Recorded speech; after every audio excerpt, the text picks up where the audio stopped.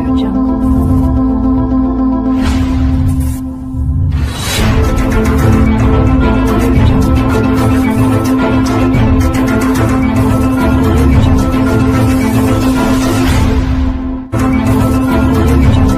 अस्सलामुअलैकुम। प्रोग्राम बासलाई नौजवान के साथ मैं हूं इम्तियाज़ अहमद कुरैशी। और मैं हूँ फरहंदा शमी। आज के प्रोग्राम में हमने अपने जिस मेहमान को दावत दी है वो न्यूट्रिशनिस्ट के शोबे में अपनी अपनी सलाहियतों को मनवाने के लिए कोशा है। न्यूट्रिशन हमारे आज के दौर का बड़ा अहम सब्जेक्ट है। तो आइए पर्दा अहमद से मिलते हैं। अस्सलाम वालेकुम। वर्दा कैसी हैं आप? अल्लाह का शुक्र। आप सुनाइए कैसे हैं? ठीक है आप? जी अल्लाह का शुक्र है। अच्छा वर्दा, मुझे ये बताएं कि आपने इस शोबे का या सब्जेक्ट का इंतखाब क्यों किया?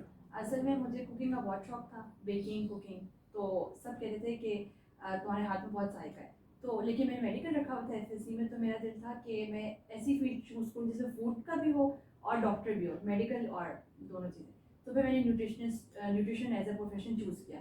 तो ये बहुत इंटरेस्टिंग फील्ड है। मतलब इसमें हम डाइट प्लान्स भी करते हैं पेशेंट्स के साथ, और फूड सर्विसेज में जाके फूड इंस्पेक्टर के तौर पे भी हम इसकी जॉब कर सकते हैं, और फिर आगे शेफ भी है। आजकल आप क्या कर रही हैं? अभी आज कर लिया है आपने या नहीं, अभी मेरा स्टडी 9th कंटिन्यू? सेमेस्टर है यूनिवर्सिटी ऑफ लाहौर से, इस्लामाबाद कैंपस। और आजकल मैं इंटर्नशिप कर रही हूँ शिफा इंटरनेशनल में। बहुत खूब। अच्छा आप क्या, अच्छा मुझे पहले ये बताएं कि आपका ज़ाती शौक था या आपके वालिदैन ने आपको इम्पोज किया कि ये नहीं यही पढ़ना है? नहीं, ये मेरा अपना था। बस मैं गई यूनिवर्सिटी तो मुझे ये बहुत अच्छा लगा, इंटरेस्टिंग सब्जेक्ट। मैंने मामा बाबा को कहा कि ये चूज़ करना, मैंने कहा कि क्या आप ये चूज़ करें। अच्छा मुझे ये बताएं कि आजकल तो आपको पता है कि ये न्यूट्रिशन के हवाले से ये बड़ा हॉट टॉपिक है। ओबेसिटी बढ़ रही है, डाइट प्लान लोगों को प्रॉपर मिलता नहीं है, ना हम एक प्रॉपर डाइट ले पाते हैं। हमारे बॉडी में किस विटामिन की कमी है, कौन सा विटामिन हमें ज़रूरत है और किससे हमने अवॉइड करना है, ये सारी चीज़ें जो हैं इसके सब्जेक्ट में आती हैं। तो आप मुझे बताएं कि हमारे यहाँ डाइट प्लान कैसे तरतीब दिया जाए और किन लोगों को क्या खाना है और क्या नहीं खाना। सबसे पहले आजकल कुछ हॉस्पिटल्स में ऐसे कि उन्होंने 5-6 डाइट प्लान बना के रखे हैं और हर पेशेंट को वो वही दे देते हैं, जबकि मैं हर पेशेंट का इंडिविजुअल बनाती हूँ। उनकी कैलोरीज अलग होती हैं, हर किसी का बॉडी फ्रेम साइज़ अलग है। तो कोशिश ये करनी चाहिए कि हर जो भी इस फील्ड में है वो उस इंसान का खुद बनाएगी, नहीं कि जो 3-4 रखे हैं उसी को आप दे दें। और दूसरा ये कि हमें ये एजुकेट करना चाहिए आजकल कि 5 फूड ग्रुप्स होते हैं, जिसमें आपके पास फ्रूट्स, वेजिटेबल्स, मीट, डेयरी और सीरियल्स आ जाते हैं। तो हम लोगों ने हर लंच में, डिनर में, ब्रेकफास्ट में 5 फूड ग्रुप्स में हर एक चीज़ सेलेक्ट करनी है। दूसरा वेरिएशन लानी है अपनी डाइट में। ये नहीं कि अगर हम सेब खाएं तो सेब ही रोज़ खाएं, नहीं, हमने मैंगो भी लेना है, वो भी लेना है, केला, मतलब बैलेंस डाइट 5 फूड ग्रुप्स को लेके बैलेंस वेरिएशन के साथ। और सेकेंडली हमें ये नहीं पता कि prevention is better than cure. अब डॉक्टर के पास हम चले जाते हैं, वो मेडिसिन दे देता है, वो मेडिसिन हमें सिर्फ हमारी चीज़ को, दर्द को सप्रेस करते हैं, लेकिन डाइट हमें उस चीज़ से, हम मतलब अगर डाइट की अपनी फाउंडेशन अच्छी करते तो फिर हमें डॉक्टर के पास जाने की ज़रूरत ही नहीं पड़ेगी, मेडिसिन वगैरह नहीं। और फर्स्ट अप्रोच किसी भी चीज़ को ठीक करने के लिए डाइट है और उसके बाद मेडिसिन है। और आपने सुना होगा एक हिपोक्रेट्स ने कहा था कि take your food as your medicine, otherwise you have to take your medicine as your food. बिल्कुल। तो ये चीज़ दरअसल हमारे यहाँ ये मसला है कि हम चाहते हैं कि हमें ज़्यादा तरज्जुत ना करना पड़े, और हम बस डॉक्टर के पास जाएं, 1-2 गोलियां ली हमने और हम जो है अपना कोई भी दर्द है उसकी दवा कर लें, लेकिन ऐसा नहीं। अच्छा आप क्या चाहती हैं कि एक आम आदमी को एक दिन में किस तरह अपनी डाइट प्लान करनी चाहिए? एक सिंपल सा एक फार्मूला आप बता दें, क्योंकि चूंकि आप कस्टमाइज करती हैं और ये कस्टमाइज होती है ना बॉडी के हिसाब से, उसके BMI सारी चीज़ें जो है उसको कैलकुलेट करके होता है। तो आप मुझे ये बताएं कि आम सा एक मशवरा हमारे नौजवानों को और हमारे नाजरीन को, कि जो चाहते हैं कि हम पहाड़ पे भी चढ़ जाएं और हमें पसीना भी ना आए, तो ऐसा हो नहीं सकता। ये नहीं कि उनका वेट बहुत ज़्यादा है, वो चाहते हैं एक्सरसाइज ना करें और हम बस रात को सोएं, सुबह उठें तो बस कोई ऐसा जादू जंतर मंतर हो जाए कि हमारा वेट कम हो जाए। तो आप ऐसा आसान सा कोई एक मशवरा उनको देना चाहें? पहली बात तो ये कि हमें ये नहीं पता कि 6 मील्स अ डे हमें लेने चाहिए, जिसमें ब्रेकफास्ट आता है आपका, फिर स्नैक, फिर लंच, फिर स्नैक, फिर डिनर, और फिर आपका लेट नाइट यानी बेड टाइम मील जो 1 आवर बिफोर आपने सोने से पहले लेना है। पहले तो ये चीज़ आ गई। दूसरा ये है कि आपने हर फूड ग्रुप से चीज़ें चूज़ करनी है। फ्रूट्स और वेजिटेबल्स की जैसे सर्विंग है, वेजिटेबल्स की 4 to 5 और फ्रूट्स की हैं 2 to 3। तो आपने ये अपनी ज़रूर लेनी है, कम करना है। और दूसरा आपने वाटर का इंटेक 9 ग्लासेस टू 13 ग्लासेस तक लेना है। जब हम ऑलरेडी बैलेंस डाइट लेंगे, फ्रूट वेजिटेबल्स लेंगे, उनके अंदर फाइबर होता है, फिलिंग सेंसेशन हमें आती है, तो हम ऑटोमेटिकली हमारी डाइट जो है हम कम चीज़ें लेंगे, प्रोसेस चीज़ें नहीं लेंगे। और दूसरा ये है कि प्रोसेस जैसे आजकल केएनएस प्रोडक्ट्स हैं या दूसरी चीज़ें हैं वो नहीं लेनी चाहिए हमें, क्योंकि उनके अंदर सॉल्ट बहुत होता है, एडिटिव्स बहुत है और उसकी वो ही होती है प्रोसेसिंग, जिसकी वजह से हमें फ़ायदे के बजाय नुकसान होते हैं। तो जितनी सिंपल डाइट रखेंगे उतना अच्छा है। और नेचुरल आपका कहने का मतलब ये है गोया कि जितनी भी प्रोसेस फूड यानी जिसमें वो प्रिजर्वेटिव ऐड है, जिसमें प्रिजर्वेटिव ऐड होते हैं वो उनकी लाइफ तो शेल्फ लाइफ तो बढ़ जाती है, लेकिन उसकी क्वालिटी कुछ नहीं रहती। अच्छा वर्धन, मैंने आपसे आपका सवाल पूछते नहीं वर्धन, मुझे ये बहुत ज़रूरी सवाल आपसे पूछना है कि जो नौजवान नस्ल के अंदर खुराक के इंतखाब के हवाले से ये जो फास्ट फूड का कॉन्सेप्ट है, ये जो मैकडॉनल्ड्स के कॉन्सेप्ट है, या यूँ समझिए कि जो बस तैयार शुदा चीज़ को रेडी खा लेना, उसमें ग़िज़ाइयत के तनासुब क्या हैं और उसके नुकसानात क्या क्या हैं? नौजवान सुनने पर तैयार वैसे नहीं होते, लेकिन ये बताना ज़रूरी है। ठीक है, अच्छा ये होता है कि फर्स्ट ऑफ ऑल तो ये है कि उनका टेस्ट बहुत अच्छा है, फ्राइंग की वजह से टेस्ट बहुत अच्छा डेवलप हो जाता है, जिसकी वजह से हर इंसान कहता है हम बर्गर और ये नगेट्स वगैरह खाएं, लेकिन डीप फ्राइड चीज़ें होती हैं तो उसमें ट्रांस फैट एसिड्स बन जाते हैं, जिसकी वजह से हमें कैंसर का होता है मसला। एजिंग की जो लोगों को आपने देखा होगा प्री मेच्योर एजिंग, वो क्यों हो रही है? इसीलिए कि हमारी डाइट नहीं अच्छी है, हम लोग प्रोसेस फूड बहुत ले रहे हैं, फ्राइड आइटम्स, तो ये नहीं लेना चाहिए हमें। और दूसरा कि आजकल आपने देखा इतना बिजी वर्ल्ड है, इतनी ज़्यादा पेरेंट्स ज़्यादातर वर्किंग है, उनके लिए बस आने के बस एक कॉल करें घर में खाना आ गया, तो वो भी उनको कुछ नहीं कह रहे। तो मतलब पेरेंट्स को भी चाहिए कि उनकी ग्रूमिंग करें, मतलब उनको बताएं। और दूसरा टीचर्स वगैरह के स्कूल में फास्ट फूड चिप्स वगैरह अलाउ ही ना हो, फ्रूट्स वेजिटेबल्स उनको मिले। जैसे कुछ बाहर के कंट्रीज में food lunch program, breakfast programs होते हैं जहाँ पे वो नेचुरल चीज़ें उनको खुद देते हैं, जो बेचारे अफोर्ड नहीं कर सकते उनको फ्री ऑफ कॉस्ट, और जो अफोर्ड कर सकते हैं उनको कम कॉस्ट में वो देते हैं। तो हमें चाहिए हम ऐसे ब्रेकफास्ट लंच प्रोग्राम शुरू करें जिनके थ्रू हम उनको खुद चीज़ें दें, और प्रोसेस फूड्स को कम करें या उनकी प्राइसेस इतनी हाई कर दें कि हम ले ना सकें। और फूड चेंज बहुत हर डिस्टेंस, या देखें जहाँ पे भी 3-4 सामने सामने हैं तो फोन करें, मतलब इतनी एक्सेसिबिलिटी हो ही ना।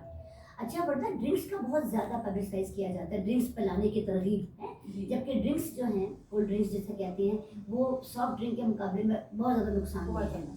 तो इस सब जानते भी हैं, लेकिन आप बतौर एक माहिर ग़िज़ाइयत क्या तरीक़ाकार तय कर सकेंगी या करेंगी जब आपका मौक़े मिलेंगे कि अमल दरामद भी हो जाए इन कॉन्सेप्ट्स के ऊपर, क्योंकि सुनने पर तैयार कोई नहीं होता, कोई केयर करने पर तैयार नहीं होता। तो ये हमें ज़रा बताइए कि वह क्या तरीक़ाकार होना चाहिए, जिससे ऐसी क्या काउंसलिंग होनी चाहिए, ऐसा क्या प्रोपेगेंडा होना चाहिए, पब्लिसिटी होनी चाहिए इश्तिहारी मुहिम के ज़रिए भी और घरों की सतह पर भी, कि ये कॉन्सेप्ट निकल जाए ज़िंदगी से, यानी इनसे मोहब्बत ख़त्म हो जाए। अच्छा, पहले तो ये कि हर चीज़ का ग्रास रूट लेवल पे हमें शुरू करना चाहिए। बच्चों की केजी नर्सरी से बुक्स में होना चाहिए न्यूट्रिशन का एक टॉपिक, जिसमें उनको अच्छी फूड्स का बताया जाए और गलत चीज़ों का बताया जाए शुरू से। क्योंकि आप देखें, मैंने कुछ बच्चों को ऐसे देखा, मदर्स जो है उनको फीडर में कोल्ड ड्रिंक्स डाल के दे दी, तो अब छोटे बच्चे को हम उसको तो नहीं पता क्या चीज़ सही है क्या गलत, तो शुरू से ही आप उस बच्चे को एक तो ना दें, फिर आप उसकी ग्रास रूट लेवल में यानी कि उसके सिलेबस में न्यूट्रिशन का डालें, और उनकी क्लासेस में एक काउंसलिंग का वीक में एक लेक्चर होना चाहिए जो उनको इस तरह हैबिट्स का बताए कि हमें क्या लेना है क्या नहीं। और दूसरा ये देखिए, एडवर्टीजमेंट तो हम बंद नहीं कर सकते, फैक्ट्रीज वगैरह, तो वो तो इंसान के ऊपर है कि हम एक चीज़ को कैसे गलत या सही का इस्तेमाल करें, तो ये तो इस तरह है। अच्छा, यानी हम थ्रू एजुकेशन, हाँ, जो शुरू से ही थ्रू स्कूल्स करें और पेरेंट्स काउंसलिंग करें ताकि वो उस चीज़ से दूर हो जाए शुरू से ही, क्योंकि अच्छी बुरी चीज़ें तो होती हैं, पर हम पे है कि हम वो करें कि नहीं। अच्छा वर्धा, ये जो आप बतौर एक न्यूट्रिशनिस्ट हैं, ये बताइएगा कि इस फील्ड में ख़वातीन के क्या तनासुब देख रही है पाकिस्तान में, क्योंकि हम आउट कंट्री में तो चीज़ें बहुत जल्दी आ जाती है और हमारे यहाँ काफ़ी उसको सुस्त रफ्तारी का सामना करना पड़ जाता है, जबकि हमें ज़्यादा मालूम है, हमारी तारीखें पहले बताती हैं हमें चीज़ें।